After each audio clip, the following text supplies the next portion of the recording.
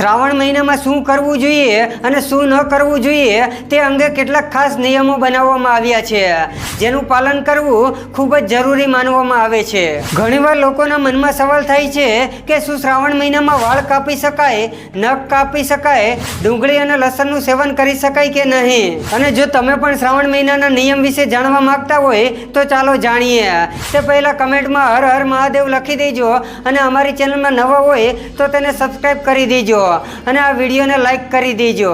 સૌથી પહેલા જાણીએ કે શ્રાવણ મહિનામાં શું કરવું જોઈએ। પહેલું, શ્રાવણ મહિનામાં ભગવાન શિવની પ્રદક્ષિણા ન કરવી જોઈએ। બીજું, ભગવાન શિવની પૂજામાં તુલસીના પાન અથવા તો કેતકીના ફૂલ ન લગાવવા જોઈએ। ત્રીજું, ભગવાન શિવને હળદર અને કંકુ ન ચડાવવા જોઈએ। ચોથું, શ્રાવણ મહિનામાં દારૂ ન પીવો જોઈએ।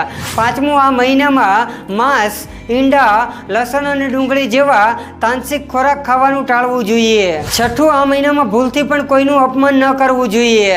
સાતમું, આ મહિનામાં દાઢી અથવા તો વાળ ન કાપવા જોઈએ। અને આઠમું, શ્રાવણ મહિનામાં કાંસાના વાસણમાં ભોજન ન કરવું જોઈએ। હવે જાણીએ કે શ્રાવણ મહિનામાં શું ન ખાવું જોઈએ। પહેલું, શ્રાવણ મહિનામાં કાચું દૂધ અને તેનાથી બનેલી વસ્તુનું સેવન ન કરવું જોઈએ। બીજું, કઢી ન ખાવી જોઈએ। ત્રીજું, લસણ અને ડુંગળી ન ખાવા જોઈએ। પાંચમું, માંસાહારી ખોરાક ન ખાવો જોઈએ।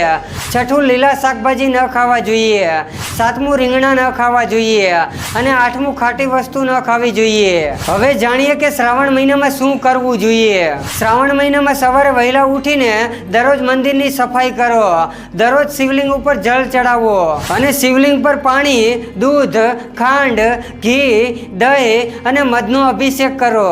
અને જો તમે શ્રાવણ મહિનામાં ઉપવાસ કરતા હોય તો બ્રહ્મચર્યનું પાલન કરો, બને તેટલું પરોપકારી કાર્ય કરો, ગરીબોને ભોજન આપો, ભગવાન શિવના મંત્રનો જાપ કરો અને શ્રાવણ માસ દરમિયાન શિવલિંગ પર બેલપત્ર પણ ચડાવવું જોઈએ। હવે જાણીએ કે શ્રાવણ મહિનામાં વાળ કેમ ન કાપવા જોઈએ। શ્રાવણ મહિનો વૃદ્ધિ અને પ્રગતિનો મહિનો ગણવામાં આવે છે, તેથી શ્રાવણ મહિનામાં વાળ ન કાપવા જોઈએ।